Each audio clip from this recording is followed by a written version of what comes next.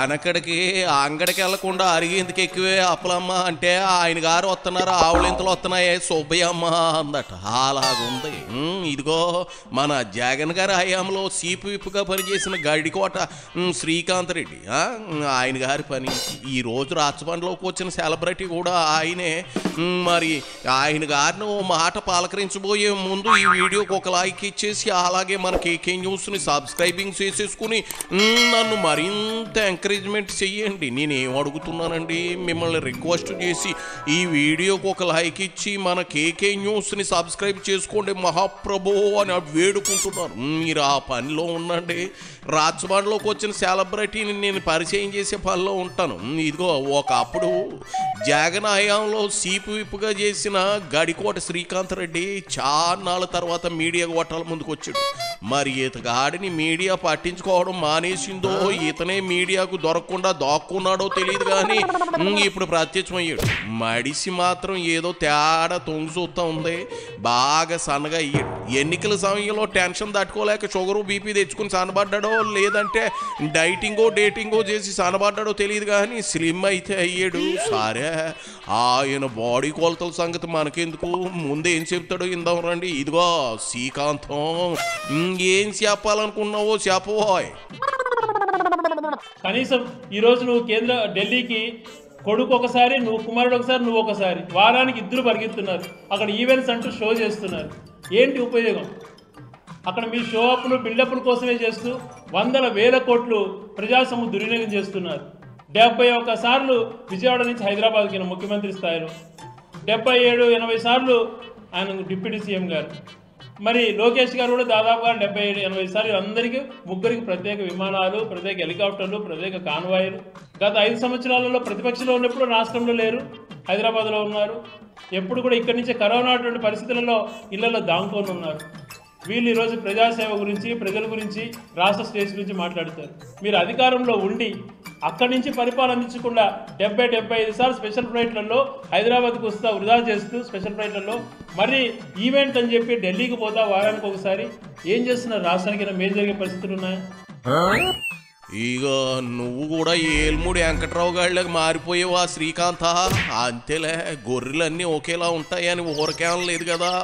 నువ్వేమైనా దారి తప్పిన గొర్రె పిల్లవేమో అనుకున్నా. సిఐఐ సమ్మిట్ అని ఒకటి ఆట జరుగుతుంది. అందులో పెట్టుబడులను ఆకర్షించడానికి సీఎం మంత్రులు వెళ్తారు. అంటే మీ హయాంలో జగన్కు అవేం పడవనుకో. చికెన్ షాపులు, చేపల స్టాల్స్, మటన్ కొట్లు ఇదే అభివృద్ధి అనుకున్నాడు కాబట్టి కదా దావోస్ వెళ్ళమంటే సలేని ఆగిపోయాడు. ఇంగ్లీష్లో మాట్లాడాల్సి వస్తుందని ఏం బిజినెస్ కాన్క్లేవ్ వెళ్ళలేదు. ఏంది ఢిల్లీకి వెళ్తున్నారంటున్నావా? వెళ్ళకపోతే నిధులు ఎలా వస్తాయి శ్రీకాంత? మీ నాయకుడిలా తన కేసులు మాఫీ కోసం ఒంగి దండాలట్టడానికి కాదు కదా తండ్రి కొడుకు వెళ్తుంది, రాష్ట్ర భవిష్యత్తు కోసం. ఏంది రాష్ట్రంలో ఉండటం లేదా? నిజమా? మరి జగన్ వారంలో ఎన్ని రోజులు ఏపీలో ఉంటున్నాడు, ఎన్ని రోజులు బెంగళూరులో తలదాచుకుంటున్నాడు తీద్దామా లెక్కలో? అది సరే గాని ఇదిగో జగన్ 5 ఏళ్ళు ఏం చేశాడు, ఇప్పుడు ఏం ప్రోత్సహిస్తా ఉన్నాడో చెప్పు. నిజాలు మాట్లాడాలి, లేదంటే తల 1000 ఒక్కలు అవుతుంది కాక. ఏం చేస్తున్నావు? ఆ యువతను సర్వనాశనం చేస్తున్నావు. ఎక్కడ చూసినా గంజాయి, రౌడీజం పెంచి పోషిస్తున్నావు. గంజాయితో విచ్చలవిడిగా స్కూళ్ళల్లో, కాలేజీలలో విచ్చలవిడితనం అయిపోయింది. ఆ యువతకు ఉద్యోగ అవకాశాలు కల్పించావా? 1000 ఒక్కలు అనగానే బలేగా నిజాలు బొడుక్కుమని కొక్కేస్తా ఉన్నావు కదా. చూడు శ్రీకాంతం, నేను మాట చెప్పన, గంజాయిని పెంచి పోషించి యూత్ని నాశనం పట్టించింది జగనే కదా. ఓడించి మూలను కూకోబెట్టారు. ఇప్పుడు జగన్ ఎన్ని శాండాలాలు చేశాడని చర్చగా అంటే ఇదిగో రాష్ట్రం ప్రస్తుతం ఎంత బాగుపడుతుంది అనేది చర్చించాలి. మీరు పోయాక జనం హాయిగా ఊపిరి పీల్చుకుంటా ఉన్నారు. జగన్మోహన్ రెడ్డి గారు ముఖ్యమంత్రి అయినటువంటి 3 నెలల్లో దాదాపు 1,40,000 ఒకటే స్ట్రెచ్తో ఉద్యోగాలు ఇచ్చాడు. నువ్వు ఎప్పుడో ఇస్తానని చెప్పి అది గత ప్రభుత్వంలోనే 7,000 డిఎస్సి ఇచ్చినంటే అది ఏదో 16,000కి చేసి అది కూడా 2 సంవత్సరాలు పూర్తి అయ్యడానికి ఇప్పుడు చేసి ఏదో గొప్పలు సాధించిన అంటున్నావు. మరి 1,40,000 ఎక్కడ, 16,000 ఎక్కడ? ఇవి కాకుండా ప్రతి 50 ఏళ్ళకు ఒక మనిషికి, అది బీదోడు ఏదో రకంగా అక్కడ యువత ఉండని, మహిళలు ఉండని 5,000 జీతం అని చెప్పి దాదాపుగా 3 లక్షల మందికి ఇచ్చేవారు. నువ్వు వాళ్ళకి 10,000 ఇస్తానని చెప్పి అది మోసం చేస్తుంది. ఈ రకంగా యువతను ద్రోహం తలపెడుతున్నావు.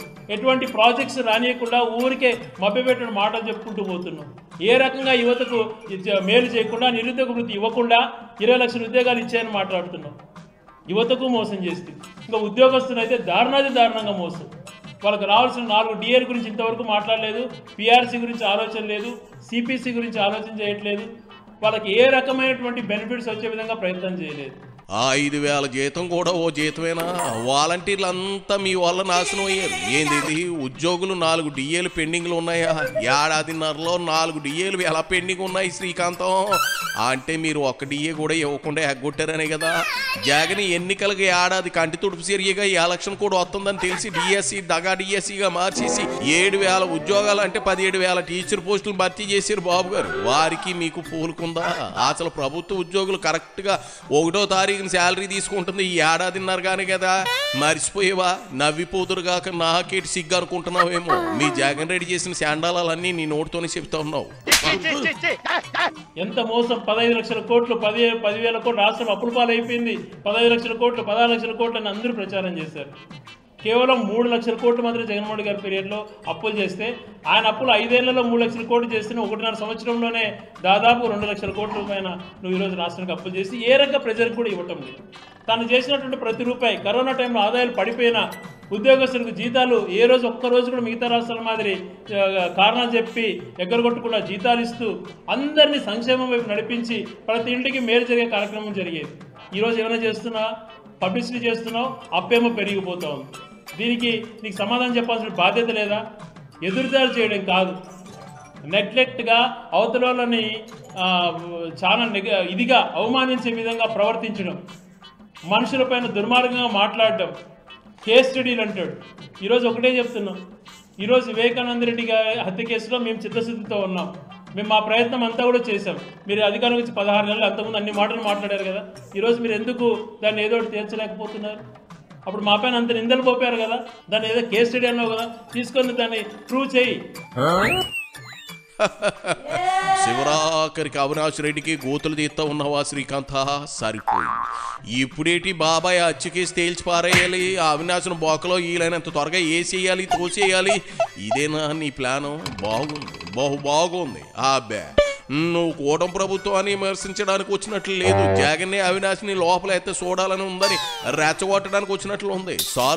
చాలు నీ మనసులో మాటలు అంతే మడిసి ఎక్కడైనా పెట్టేసుకో. ఎళ్ళిరా శ్రీకాంత, ఎళ్ళి వీరమాచినని డైటింగ్ చేసుకో.